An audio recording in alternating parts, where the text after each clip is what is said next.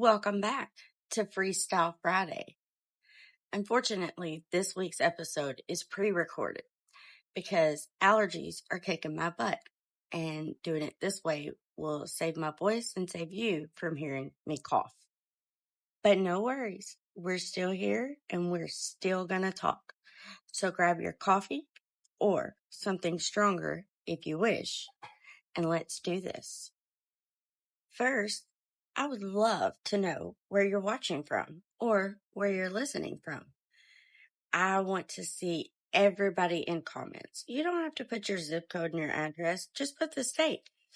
If you can't tell by now, I am from Texas, and I am very proud to be a Texas girl.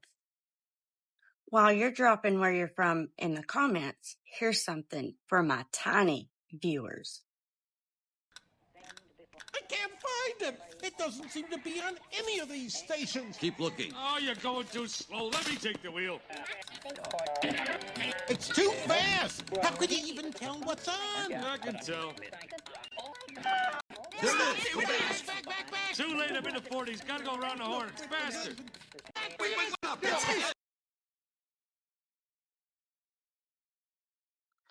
This week has been pure crazy for me.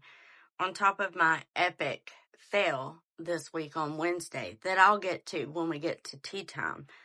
But I just feel like this week has been overloaded with more stress and more worry and just so many things.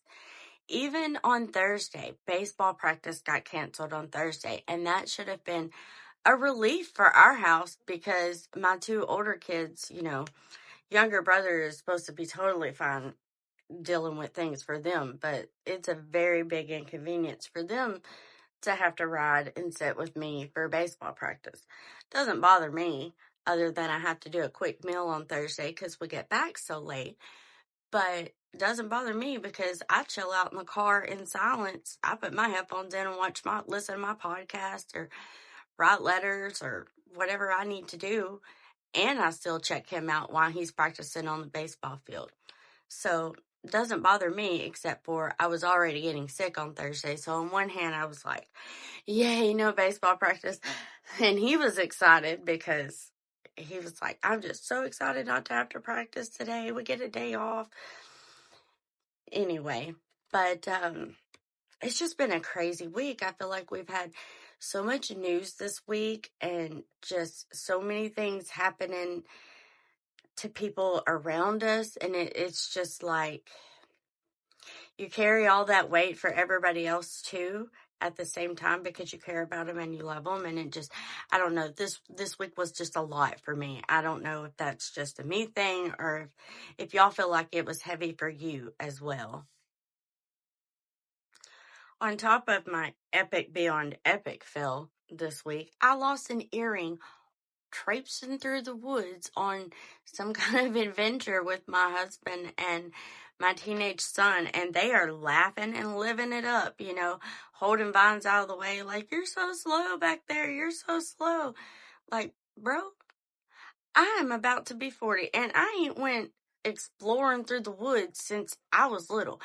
And you know what? My anxiety medicine, it doesn't go all the way up to the scale of rattlesnakes, okay?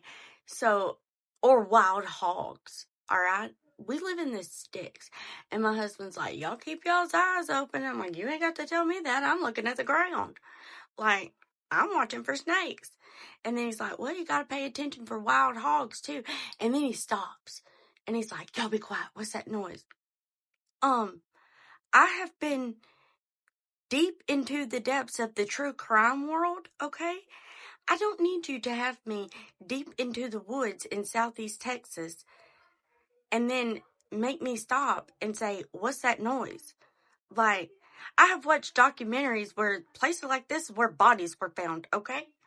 Like, you're sending my blood pressure, my anxiety, my everything to the roof right now.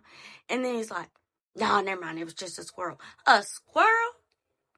Bro, I don't think so. They were laughing at me because when we had talked about doing this nature hike, it's because we're in the process of acquiring some land, and my husband's like, y'all want to go walk down the road? And I'm like, okay, sure. Where's the road go? And he's telling me, and I'm like, all right, we're going to have to get in the car, drive around there to the road.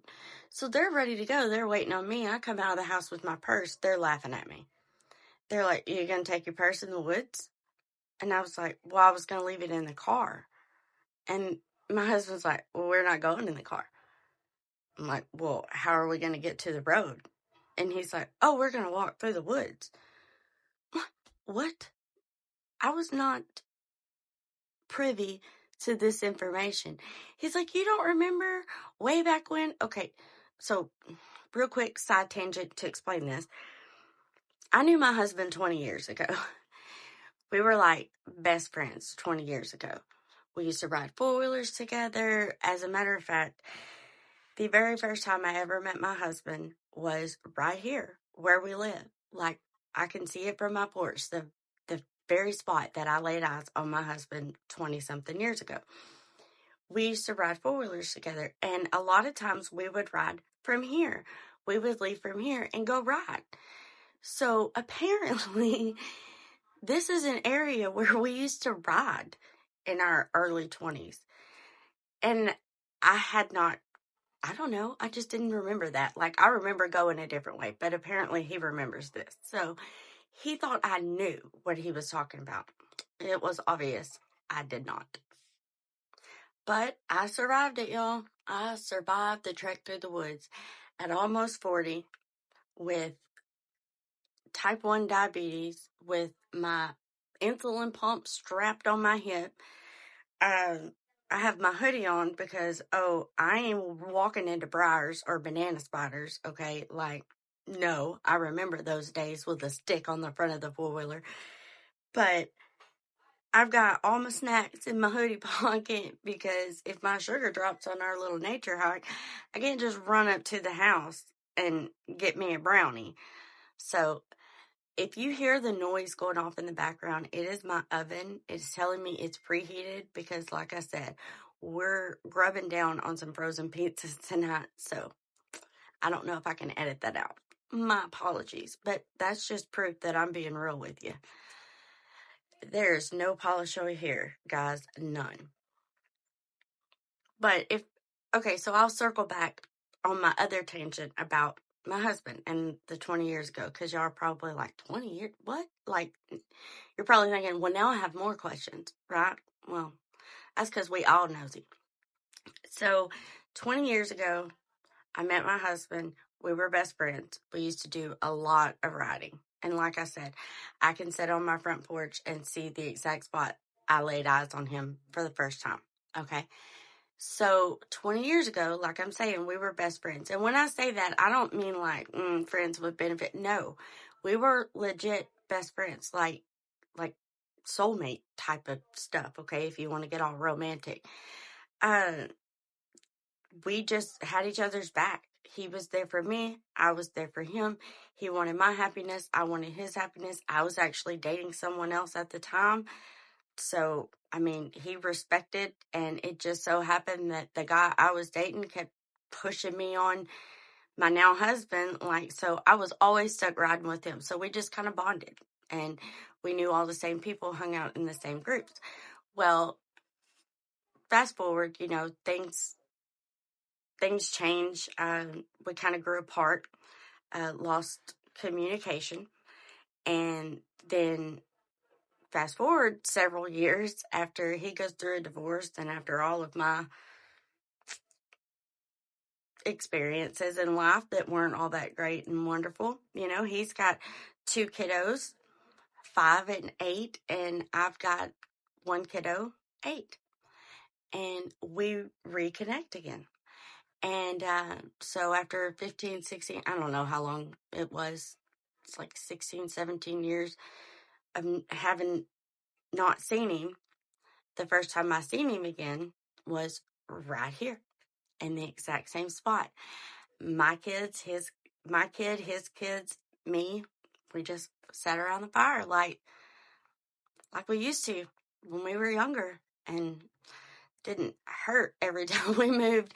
But And then, you fast forward a little while later and he proposed to me right here. And our family is growing right here. So it's like a full circle thing that's happened for our family, because my mom used to say, if it's meant to be, it'll be, and you see all those things like that. And it really, truly is. If it's meant to be, it will be. And it doesn't matter how many years, how many trials, how many battles, how many hardships, how many things you go through in life, they're all shaping you. Because I can tell you right now that if I was the same person I was 20 years ago, there is no way I could appreciate my husband like I do now. There's no way I could have the respect for this man like I do now. And I know that God sent us down two different paths for a reason, so that when we did end up back together again, that we would have learned everything we needed to learn about ourselves to be able to be the best we could be for each other and our family. And that's not saying it's perfect over here, y'all, because it ain't perfect over here. The man put a jar of peanut butter back on the shelf the other day, and I swear there might have been a tablespoon left in it. And I'm like, what is wrong with you? I'm like, this is empty. If it's not, like a cup of peanut butter in the jar, that's empty to me. But I love peanut butter, so. But we've learned a lot about ourselves, and we've learned a lot about each other, and I've learned that my mother was right. There are no fairy tales. There are no wild animals coming from the forest to clean my house, and there's no Prince Charming gonna put my shoe back on. But it is as perfect as it can get, and I am truly blessed. I am. But for those of you who may still be waiting for your someday, for your one day, it happened for me when I wasn't looking. It happened for me when I decided that I was important. It happened for me when I was able to love myself for me. But my son helped with that, because when I had my son,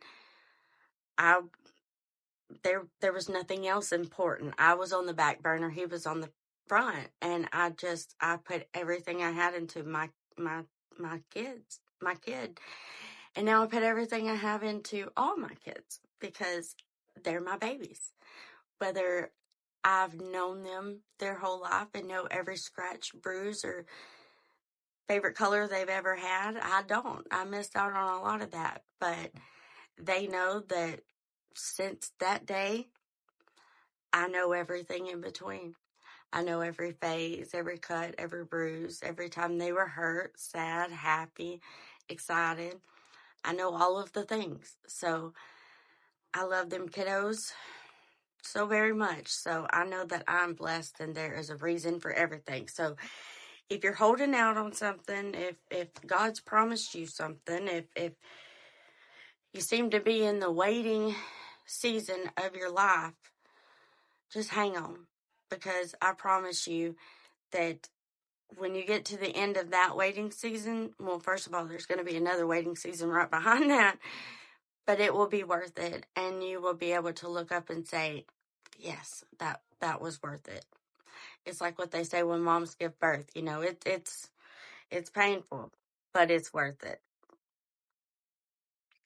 I had to hurry up and put stop while I was recording that, because my husband is outside working, and apparently he's really close to this end of the house, and I hear the grinder start up, and I'm like, how come that is so loud today?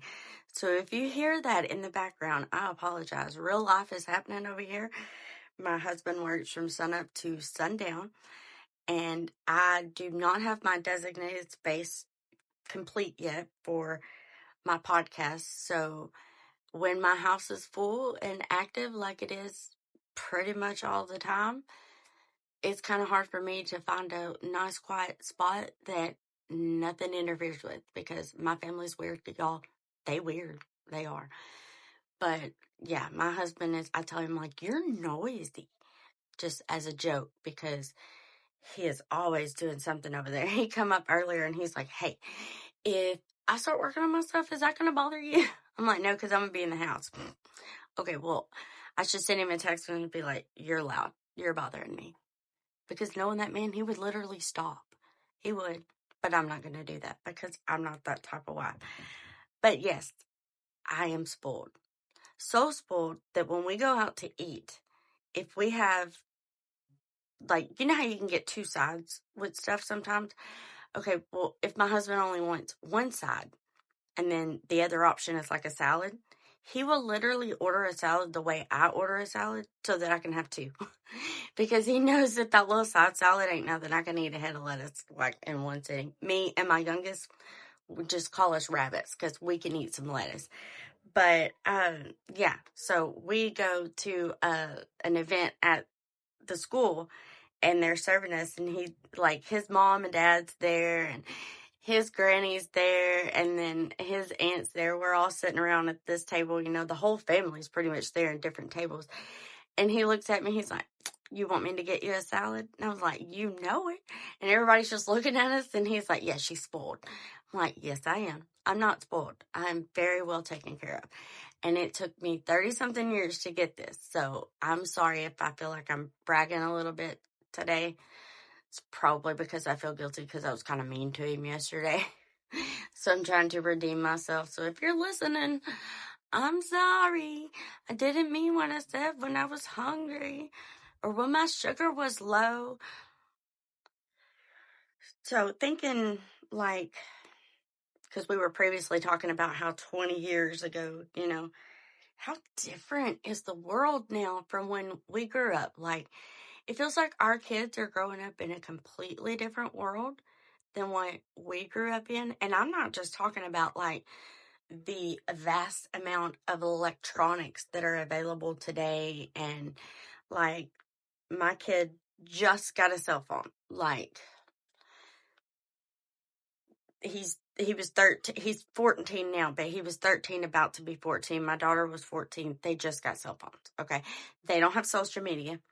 They don't have Snapchat. They don't have any of those things like that. They just have a cell phone. And their contacts are who me and dad say they can have in their contacts, and we're not going to be on our phones all the time, and I feel like me and my husband are like old school meets modern, and then we mix it together. But my son was like, I know 9-year-olds that have phone. I'm not against anybody who let their 9-year-old have a phone. But I'm like, no, it's not happening. Like, it's not. Because the way the world is today, like, it just, I mean, my kids play Roblox, and which a lot of things on Roblox has changed, like the chat and stuff like that. But I play Roblox with them. So most of the time, whatever game they're in, I'm in there with them. So I see the chat. I know what they do. Not only that, but I have a rule in my house that I guess I get from my parents. But it's like, I don't care if you have a lock on your device. I get it. I have locks on my devices, mainly to protect my devices from myself. But I'm going to know your code. And at any given point in time, I can walk up to you and be like, hand it over. And I can go through everything. And they're not allowed to delete anything, which I know I got teenagers. I know that they do stuff, okay? My motto is, I trust my kids because I don't trust my kids. I'm all up in their business. Like, girl, this is FBI over here. You delete your text messages, I can go in there and recover them. Okay? I will hook your device up to my device, and you might as well call me a forensic investigator because I don't have, like, Cellbrite like they do on the court shows, but, honey, I will get it if I have to because I'm going to know what you're doing. I'm going to know who you're talking to. Not because, like I said, I can trust my kids because I don't trust them, because I don't trust the world. I talk to them about everything. And sometimes I regret that. Like, literally, sometimes I'm like, y'all don't have to tell me everything. Some things, it's okay for you to have, like, privacy secrets from your mom or your dad. And then they're like, but you told us to tell you everything. Like, to never lie to you, because if we lie, then that just makes the problem bad, that we can always feel comfortable to tell you everything. I'm like, yes, I did. Yeah, I did say that. I did. But, if your bottom is itching like crazy today, I don't need to know how many times you scratched it. There are lines, I'm just saying. And like my daughter, I'm like, girl, I don't need to know how many times your underwear rides up. Just pull them things out. Like, you ain't got to come tell me. They do it on purpose to aggravate me. I'm not that bad of a helicopter mom. I know they have stuff they don't tell me. But I also have this thing where I'm like, they always end up telling me. Like, they may not tell me right when it happens, but they'll end up telling me. Because I guess I've talked to them so much, and I accept my responsibilities. I'll go to them and be like, hey, I messed up. I totally messed up. So this is me apologizing to you because I shouldn't have overreacted that way, or I shouldn't have just assumed. I should have just, talked it through with you. And yes, they're my kids, and my world doesn't revolve around my kids. But at the same time, I also understand that they have voices and they have feelings too. And I'm trying to teach them respect. So the way I try to do that in my house is, if I show you respect, then I want that back. Okay? If I show you compassion, I want that back. If I can overlook some of the things that you're doing, I'm going to need you to do that with me. So like, if you're mad at me because I told you today we're cleaning our rooms, I'm going to need you to give me that same compassion. I've just found that that's what works for our family. What works for my relationship with my kids. I get a lot more respect. I get a lot more out of them, as far as responsibility wise, things like that. They don't try to hide or keep things from me or sneak or things. Oh, they do, like normal teenagers, but they don't go to like the extremes with it. But anyway, that's just my 2 cents on that. But we're approaching tea time. So are y'all ready for the really bad, ugly, epic mistake I made? I don't even want to tell you, but I'm going to. So this week, well, not just this week, but it's been an ongoing thing where my husband keeps telling me, there's nothing wrong with you going to get your nails done. There's nothing wrong with you going to get your hair done. You deserve it. You should go do it. And I'm like, look, man, I don't know who you thought you married, but that is not me. I'm not, nothing against any of you ladies who go and do, and y'all have these maintenance things that need to be done. You fly your flag, I will fly mine. But I am cheap. I buy my nail stuff off of Amazon for $15. I can do my nails like 147 times. I do my own nails. I've been doing my own nails for about 3 or 4 years now, and it didn't start because of one wild fetish on TikTok. It started because I'm cheap, and it went from like $20 a set to way up there. So I started doing my own. Still do it today. I get my mom to cut my hair because she's free. I don't like spending money, especially not on myself. So anyway, they all get in this little pack thing. My mom don't want to cut my hair no more because my daughter and my son, not my son, well, my son too, but my daughter and my husband's like, her hair's so beautiful long. Okay, so let me preface this by saying this is not about the grays. I don't care about my gray hairs. I'm proud of them, okay? But this has been like the worst 3 months. Like, this year has just been, it's exhausting. So I needed something, right? Like, I just wanted something that I could control. Why I got this harebrained idea that I was going to prove my husband wrong, that I didn't need to go to a hair salon, and that I was going to do it myself is beyond me. Thank God I didn't go through with my plan to cut my own hair, because I can only imagine where that would have went. But I did go through with the plan to dye my hair, okay? Not just any plan, because I've dyed it before, just like one single color. Granted, it didn't work out the best way possible, but we did it. We moved on. It was fine. I've done it twice in the past 10 years. I don't know. So I get this idea that I'm gonna dye my hair. So I get brown, dye my hair brown. Well, what happens? It looks black. And my skin tone it doesn't work with black hair. Okay. Some of you ladies are like gorgeous with black hair. Not me. It makes me look washed out, pale, like a vampire. Okay.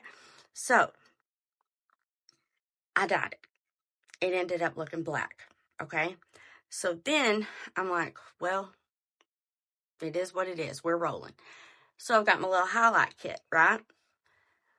And I'm like, okay. So now I'm going to put my highlights in.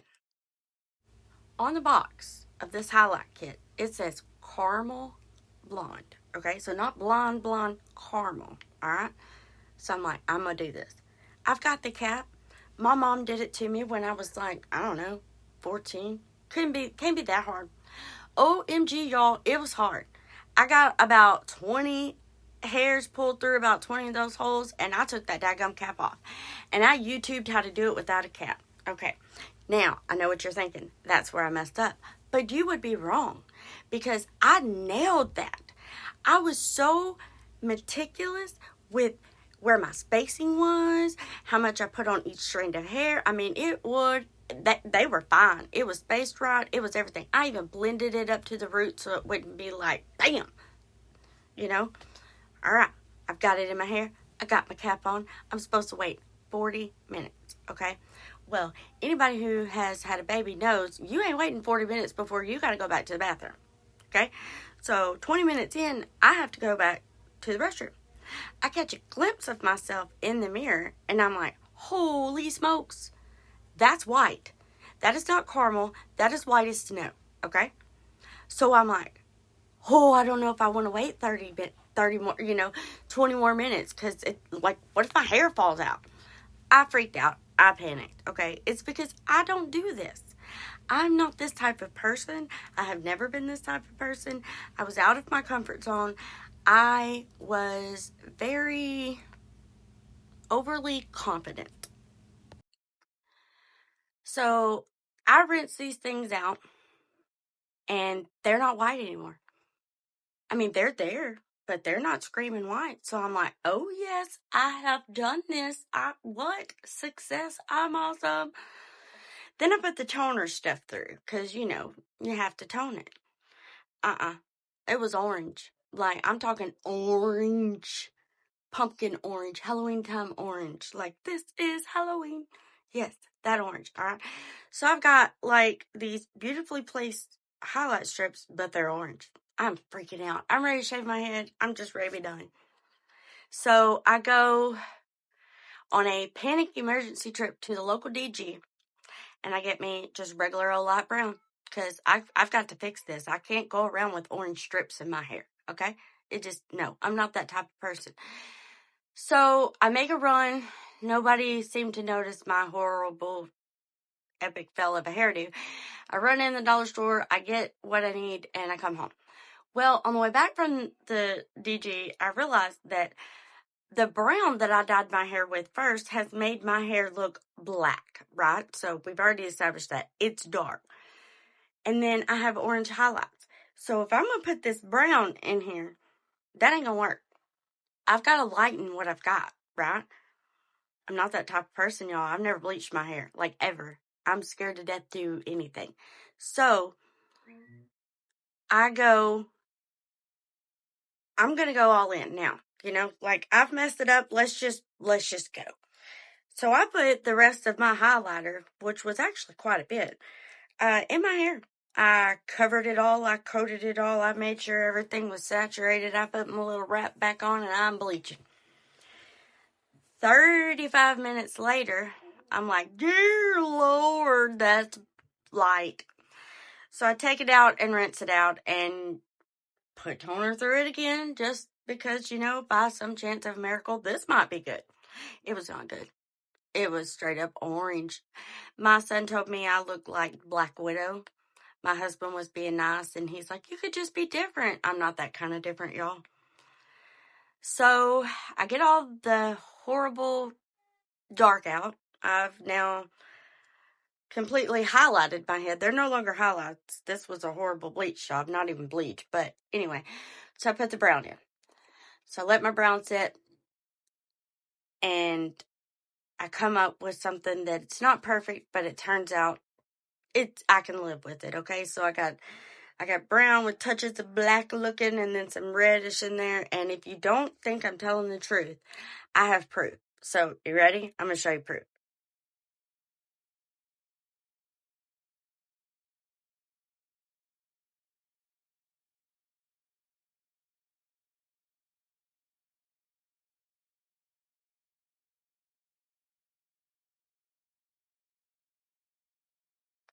So there you have it. That's the tea, and that's the proof. Now, y'all don't forget to like this video, subscribe, and hit the bell. And y'all go check out our sister channel, True Crime Stories. There's some good stuff over there. Some really good stuff. And our merch shop is still up, so y'all go check it out. We've already had 5 purchases, and I have gotten some messages that they love their stuff. So go check it out. I'll pop the links in the comments below. Also, I got my shirts in, and I love my shirts. I think they are awesome, and my daughter is jealous, and I told her she has to use her own money. She has to support me. Just kidding, I'm going to buy her one. But if you haven't checked out Patreon, you should also check out Patreon. I'm not going to spam your email, but you're going to get some free stuff every month, some good stuff every month. Not only that, but you get study companions to go with every Pause and Grace episode. It's really cool. Alrighty, so since this is pre-recorded, I'm going to do some just generic shout-outs. Shouting out to my mom, my mama, my mommy, my husband, and my kiddos for putting up with me and for living with my crazy self and just loving me unconditionally. To Rain, Tristan, Ava, Ella, Rhea, and Auntie M for being faithful Friday watchers. And I know that they are all plopped down in front of the TV watching. And Nene is waving. I'm going to say goodbye, and I'll see you next time. But you tiny little watchers in front of the TV, don't go nowhere, because this part is for y'all.